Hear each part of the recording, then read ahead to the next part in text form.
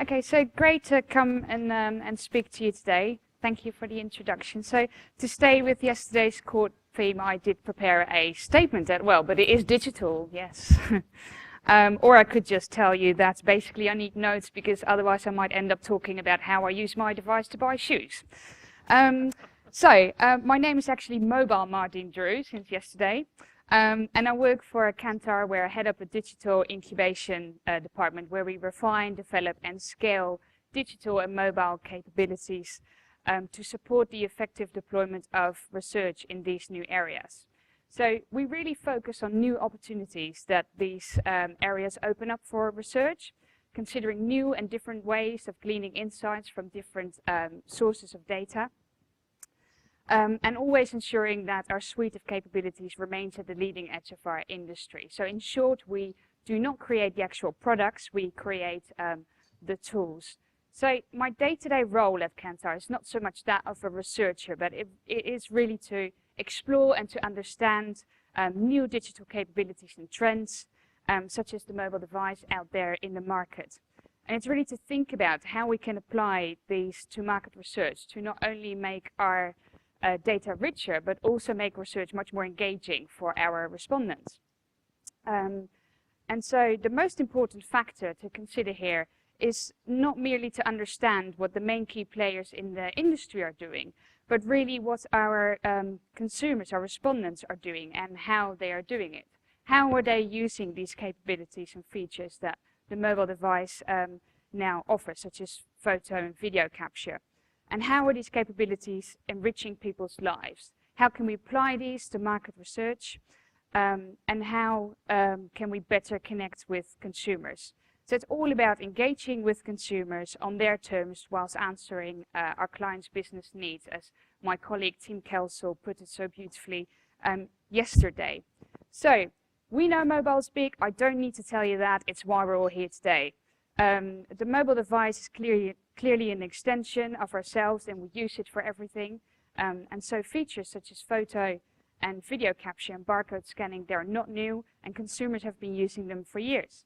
And in fact, Cisco estimated last week that by 2018, 69% of all mobile data traffic will be video. And that's up by 53% from last year. So these clearly are undeniable mobile trends that are changing consumer behavior. And all of these new solutions and trends are new areas to explore. They require different strategies and targeted market research.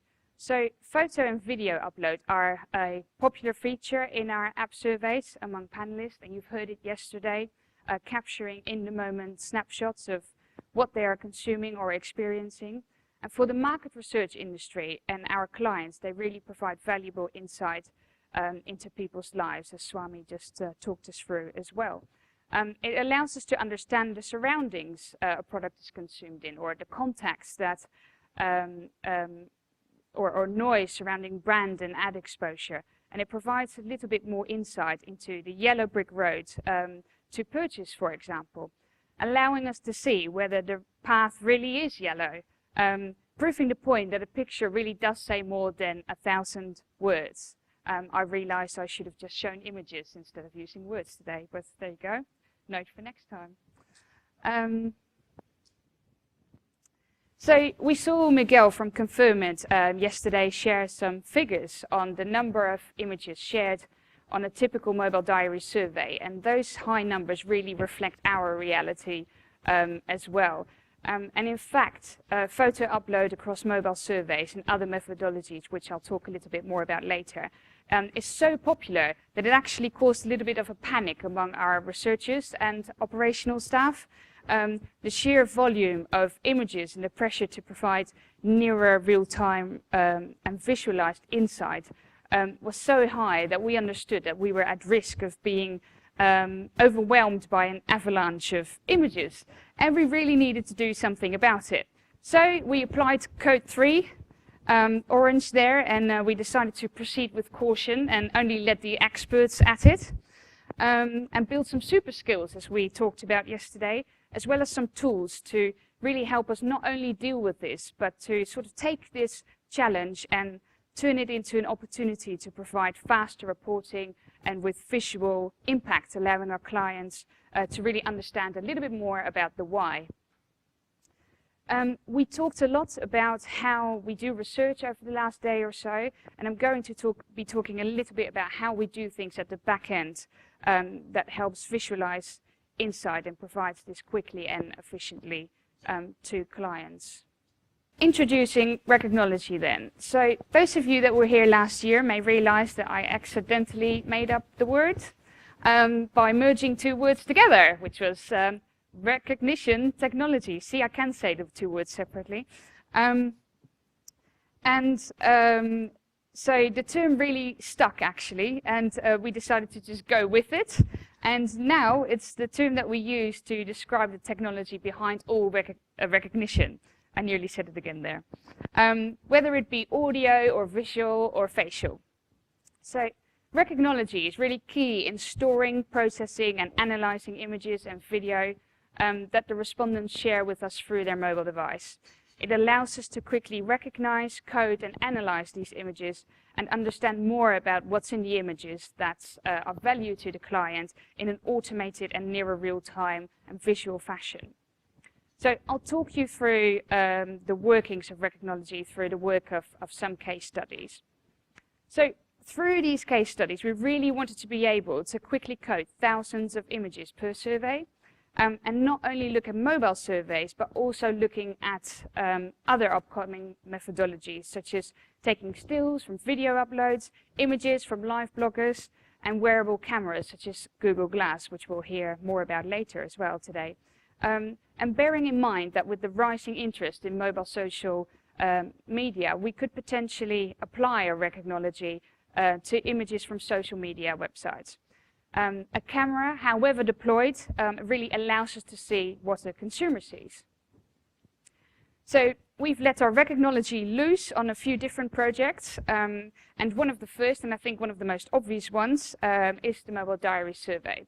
So we really wanted to confirm that this image data helps us with the recall versus observed behavior that we've been talking about over the past day and a half. Helps us verify the validity of the data, and we could improve that by applying recognology. We do a lot of mobile diary surveys globally for many different clients, and this particular one was a mobile beverage diary study where we asked the respondents to submit a diary entry every time they consumed a beverage. We ran this in Spain with 100 panelists, a minimum of 7 photos a day, and we ran it until we had more than 4,000 images. So in the end, we collected 4,200 images, and from that, we really wanted to understand if we could tag, code brands, find objects such as coffee cups, and see what else we could identify and code up. So we first started with a more manual coding process with a sample of 2,400 images, and we ran that through a scribe using our in-house coding team. Now, clearly that was labor intensive. It took approximately around 6 to 7 minutes to code up one image, though we do understand that the time to process would decrease with practice. We also found that the coding system would only accept 70 meg worth of images uploaded at a time, and so there were technical constraints there. The result was accurate, and you can see the results, well, you might be able to see the results on the slide there, but quite costly, and so we could struggle to scale that up. So combining this with other mobile diary photos that we coded around 10K worth of images using a mixture of machine, in-house labor and crowdsourcing. So we then started focusing on processes to enable us to scale up our capacity, and we've already managed to bring down the cost significantly. So overall, we found with these studies that experimentation with the technique is very, very fast. So it only takes seconds in finding matches, and in fact, the time that I've been spending talking you through these slides, we could have already been coding up hundreds of images. And all of that with a 70 to 80% accuracy. So where the software indicates a low confidence in a matching result, crowdsourcing can be used to sort of cast a cost-effective eye over computer-sorted results with a final QA by our in-house coding team. So challenges that we've seen here is that you really need to build the software, to use the libraries and tune your software to deliver the results that you need. So you need to design the software libraries which run from object detection and scene detection all the way through to facial coding. So it's really complex and not straightforward at all. And also some of the libraries are actually patented. So you have to sift through all of that, and clearly that's time consuming. And in addition to all of that, you need the IT setup and the processing and the storage to deal with the huge volume of images that we collect. So we've tested API platforms such as IQ engines and Kuaba, which both have been bought and closed down, so that was successful. And we found that API platforms are not really good for processing thousands or even millions of images. They were too slow, too expensive, and not really flexible, so you couldn't really alter it to your own requirements. So we are currently working with one partner on a sort of all-you-can-eat type model. And we are working with Oxford University on on-build software. And I was actually talking to Jay from Affectiva, who's right there in the green shirt, yesterday, and we talked about the chicken and egg scenario when sort of trying to implement new technologies. And we agreed that we always say, oh, if only we had the technology to help us deal with all of this data. But at the same time, to get that technology, we need to build it and teach it because it's mostly based on machine learning. And also that technology sort of never stops evolving, so you're never there, if you know what I mean.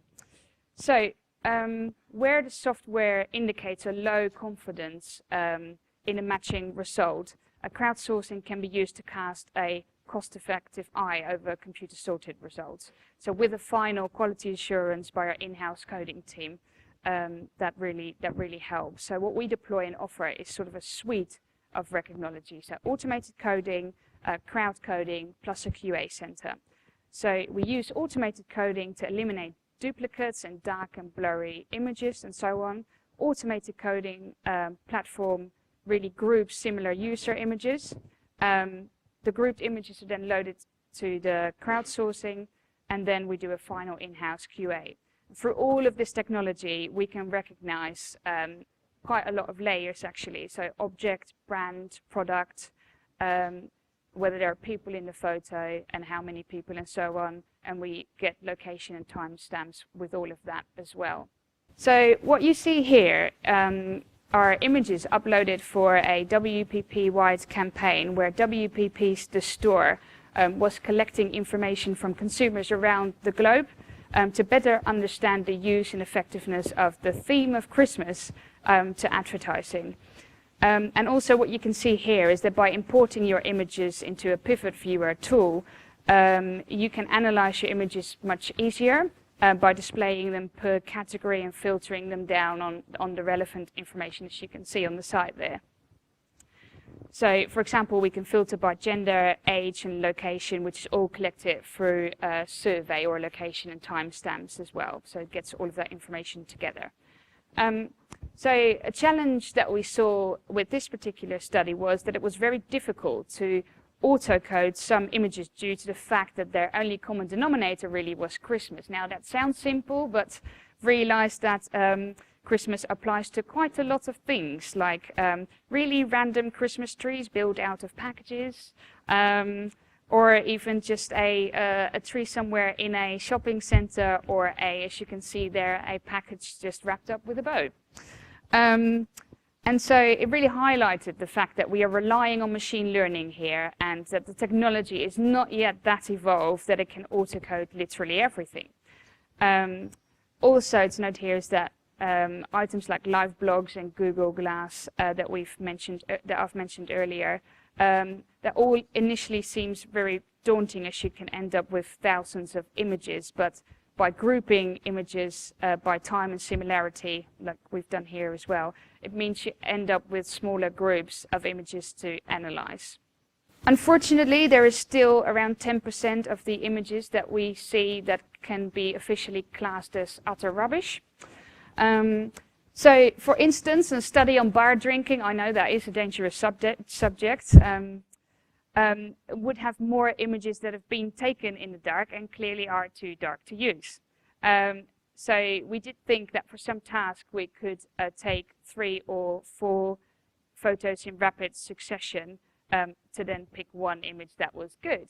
And a lot of phones do that nowadays, but survey app technology doesn't always do that, so that's not always really an option. So we deployed a platform to detect rubbish images like that one over there, and throw them away to save us time in going through them manually. And some other challenges that we've seen is that white label products sort of mimic branded products, and it can confuse the technology. So we're also deploying clustering by similarity for a collection of images, and clustering by color histogram, which is a useful technique. So basically that means we're grouping together photos based on a similar color makeup. So for instance, if you take Google Glass, it helps you understand when a scene starts and stops. So lots of blues could potentially mean that somebody's outside. Lots of colorful images could mean that they're in a supermarket somewhere. And darker could mean that they're in a bar. Wearable technology with camera features such as live block camera, like Autographer, which hangs around your neck and takes an image every 10 seconds or so, to Google Glass and smartwatches. They will all provide us with even more images to code and analyze. And those are really different from what we've seen our respondents submit so far in terms of focus and context and the objects in them. So how can we actually hope to tag and classify this huge number of different types of images as well? So you can see some of our ideas of how we are looking to cope with that on the slides there. Automatically placing all respondent entries on a map for a visual overview of respondent participation globally is also interesting, and that's exactly what we did for the WPP holiday wrap campaign. Now, this technology isn't new, but it's all the more relevant really, specifically for studies where reach is of interest. It is easy to do, but it's visually quite powerful because it helps you tell your story. And it is good to focus, to sort of understand or have an overview of all of your respondent entries rather than solely focusing on one person's journey. But not only do people travel, brands travel too. And they actually travel quite a lot. So we looked at key images on social media platforms such as Twitter. And what we did was we looked at US-based tweets of images that contained certain hashtags, so sponsored athlete names or any that had a photo associated were extracted and then tagged. So we ended up with around 3,000 images, of which the focus was either the USA, opening ceremony, athletes, or TV. And we really see that many images were featuring target brands, so brands that sponsored or played on the Winter Olympic theme in some way. So the image analytics showed us the viral nature of these target brands. And you can see on the slide there the in-context packaging. So the Winter Olympics featured there on the packaging, which clearly intrigued the consumers as they shared it on social media. And we can also see that the sharing of user interfaces, as you can see on that picture below, was popular, and that branded user interfaces made their way into these viral screenshots. So you can see AT&T on that screen there. But brands travel unintendedly too through social media and even image messaging platforms such as WhatsApp. So we know this happens, but it's interesting to now be able to actually measure how and where these brands travel unintendedly through association. And here you can see that we looked at images circulated and uploaded and being tweeted and retweeted during the Winter Olympics. So NBC was not a clear sponsor, and they weren't, in this case, actively advertising. But we can see in the images on the screen here that NBC was the elephant in the room almost, and the brand got wider circulation due to people retweeting and tweeting screenshots of their television. People also tend to turn screenshots or videos into GIFs to share with the wider world. So we saw some winning moments, as you can see in the right top corner over there, and other not so winning moments, which I'm not sharing. So what are some of the things that we are exploring and further developing in this area? So being able to quickly code up receipt information or other written documentation like lottery tickets is something that we'd like to be able to further explore. So photos of receipts and lottery tickets are very hard to machine autocode. And optical character recognition can struggle with that, and that's due to many receipts being crinkly, wrinkled up, and that to save ink a lot of the time they're printed in alternate lines, which is complicated. But we can use OCR to sort of highlight the areas that we do need to code up. Which means that we can use crowdsourcing more effectively and save on labor time. We also experience difficulties with varying photo quality, so lighting, format, angle, varying barcode formats as well. So our current best practice is really to deploy a mixture of machine learning, OCR, and crowdsourcing for this particular subject. And a human QA is really vital to have that if you want a high degree of accuracy.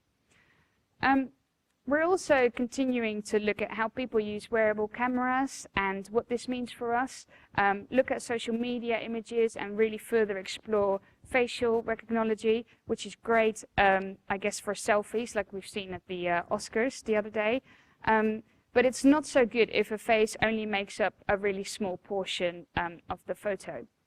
So our short-term goals really are further developing our image and multimedia tagging facility, which combines automated coding, crowd coding, and QA, all running out of our India hubs. And our long-term goals really are focusing on video and really using deep learning techniques to enable a computer to potentially identify if somebody reaches out and picks a product off a shelf. So essentially being able to code and see what a shopper sees, as an example. So to summarize then, it is really helping us understand a little bit more about the why. We haven't yet got the EPIC technology in place to help us deal with and understand all of this data, but I really wanted to share with you today what we've tried and tested and what solutions we have in place to work with what is in existence today. So safe to say that we're not yet looking to replace all of our teams with machines. So some people will be quite happy about that, not losing their jobs. And I guess although the technology is changing at a fast pace, we do need to really remain agile and flexible in our approach to embedding these technologies into our processes and so on. And we really need to ensure that we continue to build to enable working faster and cutting down on process time, and that we continue to make complex things simple. I do believe that we've got a lot of exciting times ahead of us with wearable technology and more video analysis to come. So thank you for listening and being my friend today, and I welcome any questions you may have. So I was just wondering if you could talk a bit more about the makeup of your team. So you're using machine learning techniques, probably got market research people. What's the balance? Do you employ computer scientists? Is this the future of market research, what we're going to see in terms of HR? Yeah, so really good question, actually. So I mentioned briefly that we're working with Oxford University. So we've sort of got the really computer scientists there to help us understanding how we should use the software and what some of its challenges and pros and cons are, and which ones are the best to use, and how to make most efficient use of that platform and get the most out of it. We've got a huge team of coding experts already that usually are tasked with coding up verbatim from the more traditional methodologies.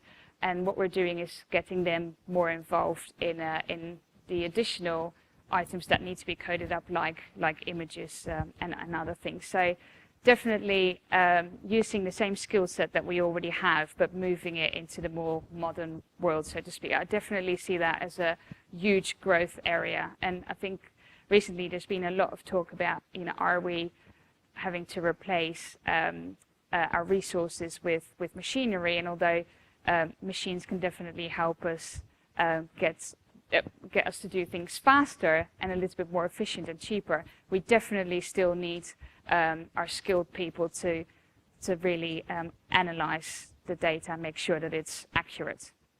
I'm assuming that you're using different platforms for the data capture to the analysis and the coding. So what are some of the challenges that you face between kind of the metadata that's also captured through the one platform and the compatibility with that, and how it's transferred over to the kind of analysis and coding platforms that you're using?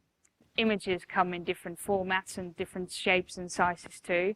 So a lot of, I guess, our focus is also to be able to easily pull the data and put it into the different, I guess, automated coding systems, or even systems like a Scribe. So at Kantar, we try and use the same platforms across the different operating companies to, I guess, minimize that problem, if you see what I mean. But we do have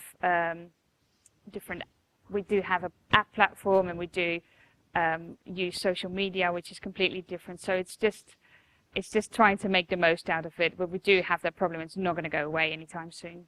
Images of faces of people who've done a selfie, images of faces behind them, and in the credit card and the till receipt should potentially have identifiable information. Now, presumably you can't transfer that from somewhere like Germany to India to do the processing because of the data protection. How do you tackle that? I use that to sort of draw an example, but we don't actually look at people's selfies. And I guess the stuff that you've seen there from Twitter is all depersonalized. We absolutely always want to make sure that we stick to industry guidelines. So we work very closely with Dan Foreman from Lumi, because he's one of our platform providers. We have a data protection and privacy chief officer at Kantar, which we regularly tap into just to make sure that we're doing the absolute right thing. I